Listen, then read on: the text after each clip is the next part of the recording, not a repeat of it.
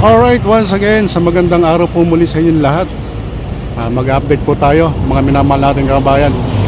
Dito po sa may NLEX SLEX Connector Project, Santa Mesa area. So, ito po yung part ng Suchi. Yan, going to, ano na po yan, going to Sampaloc, Espanya. So, samahan niyo po inyong lingkod, mag-update po tayo. Dito po sa Suchi perimeter area. Ayan, so ayan, mapasok na po kayo, no, mga minamahal nating kababayan. Mag-update po tayo dito po sa Suchi perimeter area. No, ito po yung buenamanong update natin, no? So dito, kaya marami po nagdadaan dito, kabayan, dahil ito po ay napaka easy way from Manila going to Santa Mesa, Sampaloc, at Caloocan, Pasig, Mandaluyong, San Juan, no? So ito po yung pinaka easy way na daanan kaysa magdadaan pa po sila diyan sa may Nagtahan o sa may Kalentong. Ito po yung iwas traffic na daanan nila, mga minamahal nating kababayan, para makarating po sila ng maayos sa kanilang patutunguhan. So balik po tayo rito, mga minamahal nating kababayan. Shout out. So ito po yung update natin. Kita nyo na may mga steel columns, ang lalaki, oh. No, ito ano na po ito, perimeter area na po ito ng Suchi. Kaya ito po yung update natin. Pansin nyo rin po rito yung mga gagamitin pang poste, naka-ready na rin. Isasampa na lang po yan dito, ano, pagsampa niyan dito, yan, ganyan din ang mangyayari dyan, no? Ayan, ibabaw dyan sa butas, mga minamahal nating kababayan. So andito yung mga naglalaki ang mga ano, mga hydraulic na ano, boring machine. Kaya nyo rito, naka-ready na rin to, oh. So may mga manggagawa na rin tayo rito na ano, na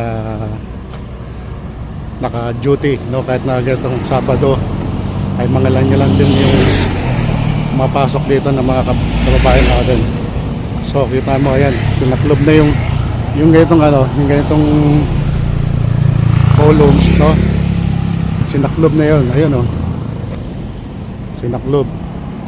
Then yung pinaka ano, yung pinaka bar na yan, ready na yan sa pagbuhos ng simento. So ito yung ano natin, kabayan, update natin. So Happy New Year po sa inyong lahat.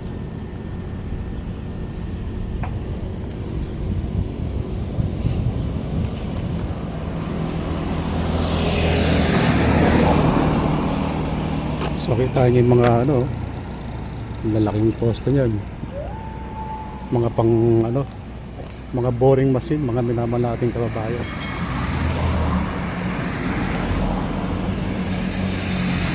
So abangan po natin pagpasok nitong week na to, kabayan. Magiging normal na yung pasok natin, mga kababayan, kasi iba nasa bakasyon. At ngayon Sabado, pahinga sila ng Linggo. Then pagpasok ng Lunes niya, kabayan, umatikabo, no? Abangan po natin yung umatikabong progreso o galawan nitong construction ng NLEX SLEX Connector Project, mga minamahal natin yung kabayan.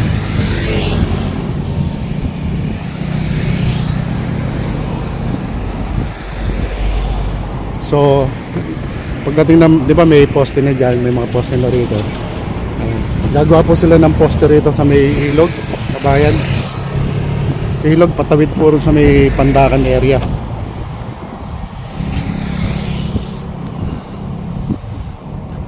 Pagka gumawa po sila ng poste rito, no, gagawa na po sila ng flyover. Katabi po nitong Padre Jacinto Zamora Bridge, going to ground zero ng NLEX SLEX Connector Project. So yan po yung update natin.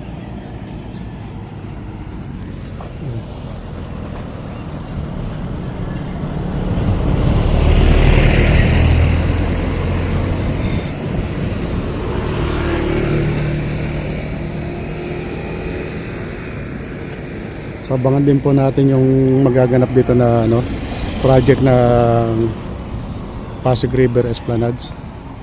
Abangan po rin natin yan. So yun, ito po yung update natin mga minamahal nating kababayan sa Suchi Perimeter Area. So shoutout po sa ating mga minamahal na kababayan. Kamusta po kayo?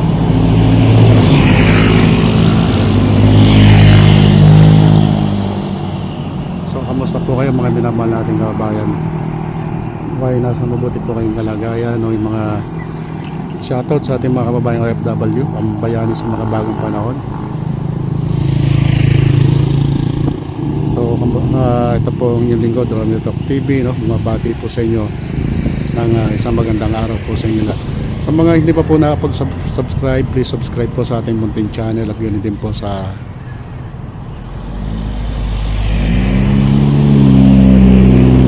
subscribe po sa inyong lingkod. Thank you so much. Hanggang sa muli, maraming salamat po sa inyo lahat. Mabuhay ang Pilipino, mabuhay ang Pilipinas. God bless us all. God bless Philippines, to God be the glory. Thank you so much. Bye-bye.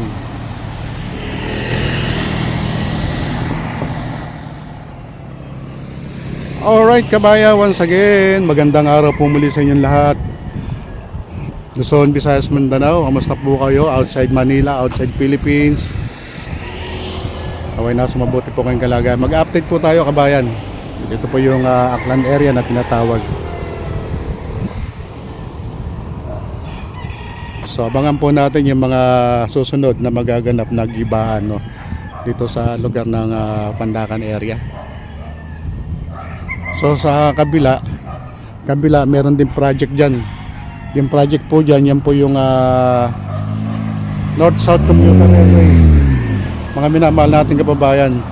So makulimlim yung panahon, no, pero on and off yung ano, yung init dito kabayan. So ito naman kabayan yung update natin sa North-South Commuter Railway. Ito yung railes, no?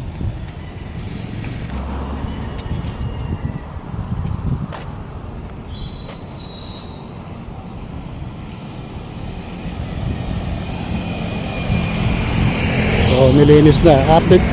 Mag-update po tayo rito anytime na merong progreso itong proyekto ng North-South Commuter Railway. Mag-update po tayo dahil ito yung kabilang, yung over the backod dyan, yung mga bahay dyan kabayan, meron na po yung mga relocation area na pagdadalan. Kaya shoutout po sa mga taga Pandacan, shoutout kay Tita G ng Pandacan. Ayan, so mamaya gagawin pa rin po tayo doon sa sa Tomas Claudio, mga minamahal nating kababayan.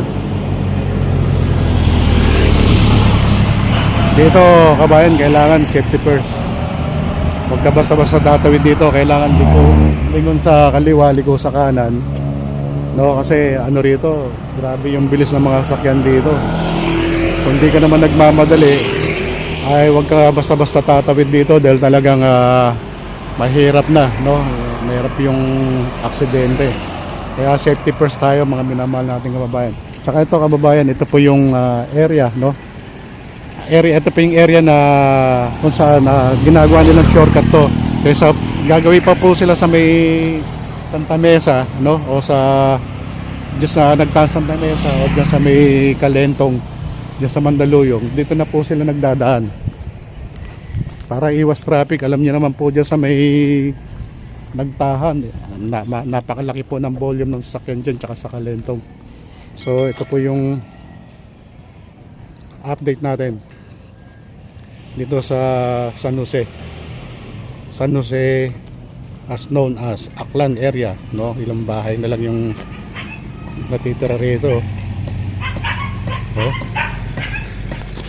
So kabayan, abangan po natin yung mga susunod na kaganapan dito po sa clearing operation ng NLEX-SLEX Connector Project dito po sa lugar ng Barangay San Jose or as known as Aklan.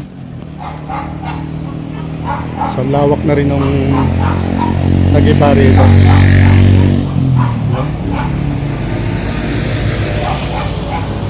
Konting bahay na lang dito. Laki na rin nung ano.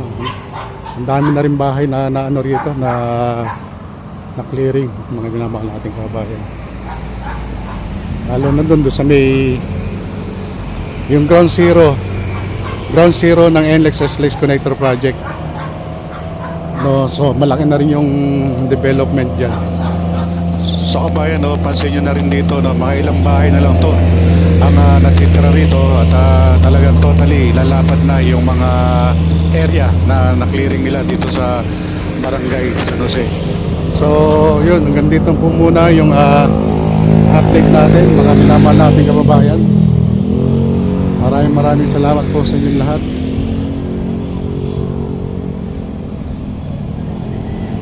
So pagpasok nitong susunod na mga linggo na to, no, expected na po natin yung mga magaganap na malalaking gibaan dito sa Pandacan area. Ayan. Kasi sa ngayon medyo nakabakasyon pa po yung mga manggagawa natin, no. Holiday pa rin po dito sa atin. Kasi mayroon pa pong ano yung mga kababayan pa po tayo nasa probinsya pa, no, na mga hindi pa po nakarating ng Maynila. So yan po yung abangan natin, yung progreso, mga minamahal nating kababayan.